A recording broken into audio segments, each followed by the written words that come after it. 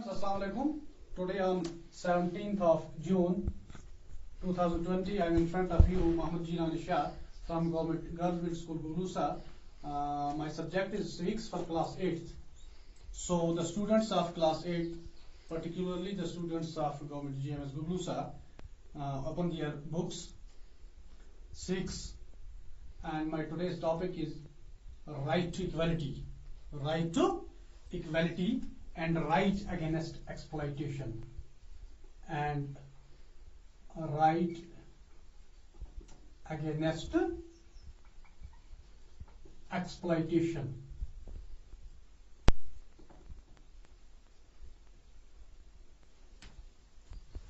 Right to equality. It is Article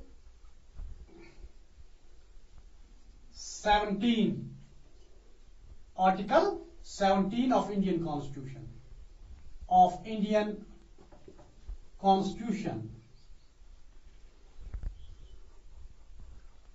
Guaranteed us that every citizen of India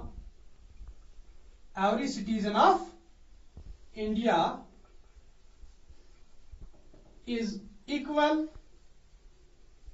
before law.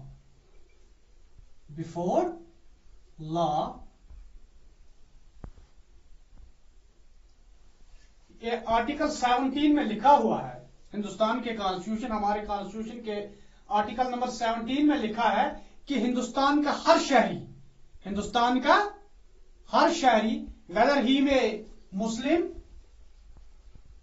whether he may Christian, whether he may Hindu, Sikh, etc., they all are equally treated before law. कानून हर आदमी के लिए, हर हिंदुस्तान के शहरी के लिए बराबर है।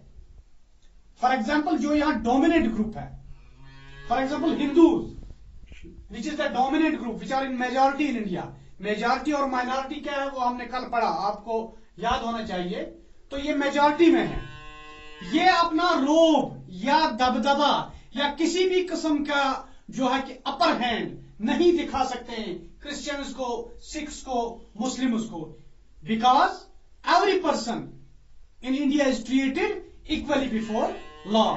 तो राइट टू इक्वालिटी का मतलब यही है कि कानून के सामने हर शख्स बराबर है। अगर सजा देनी है, जो गलती, अगर ऐसी बात नहीं है कि या रिलीजियस को ट्रीट किया जाएगा, क्रिश्चियन ने गलती की तो इसको अलग किस्म की सजा होगी, हिंदू ने गलती की उसको अलग किस्म की सजा होगी, मुस्लिम ने गलती की उसको अलग किस्म की सजा होगी। कानून ने सजा तय की है कि ये जुर्म अगर आप पर साबित होगा आपको ये सजा है, वहां नहीं देखा जाएगा ये हिंदू है, मुस्लिम है, सिख है। राइट टू वोट है, यहां पर हम जो है कि हमारे पास एक राइट है हर हिंदुस्तान के शहरी पर ये राइट है कि राइट टू वोट, हमें वोट डालने का हक है। ये राइट टू वोट जो है, ये हर एक उस वक्त इस राइट का इस्तेमाल कर सकता है जिस वक्त इलेक्शंस होंगे, उस वक्त ये अपने वोट का इस्तेमाल कर सकता है। चाहे वो क्रिश्चियन हो, वो भी एक ही वोट डाल सकता है, हिंदू हो एक ही वोट डाल सकेगा, मुस्लिम हो एक ही वोट डाल सकेगा। यहां भी हमें इक्वलिटी दिखाई देती है।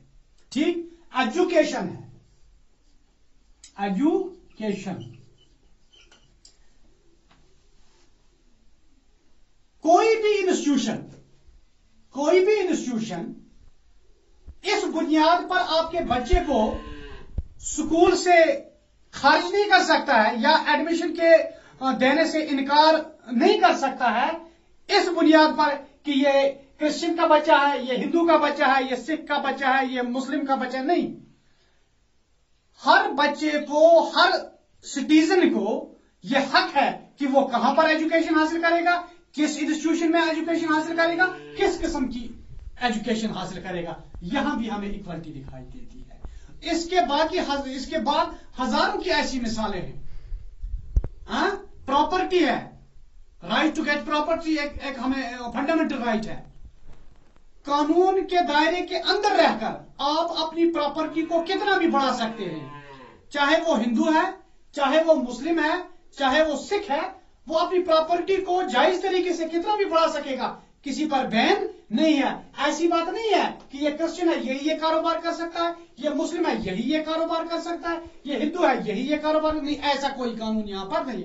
यहां भी हमें इक्वलिटी दिखाई देती है। So the every person in India is equal before the law. It is guaranteed us in Article 17 of Indian Constitution.